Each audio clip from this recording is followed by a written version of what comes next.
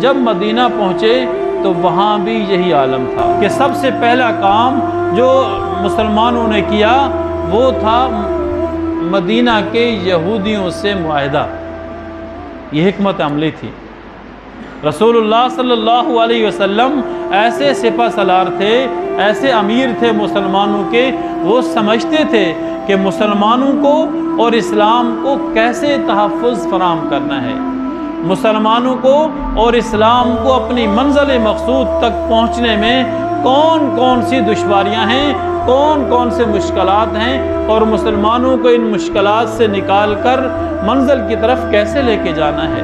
اور سب سے پہلی حکمت عملی انہوں نے یہ اختیار فرمائی کہ وہاں کے جو یہودی تھے ان سے معاہدہ کر لیا۔ یہ وہ معاہدہ تھا جو مسلمانوں کو تحفظ فراہم کرنے والا، لیکن یہودی اصلاً نسلاً اسلام کے دشمن ہیں۔ یہودیوں کی ذریت میں، یہودیوں کے خون میں اسلام کی دشمنی پہلے دن سے موجود ہے۔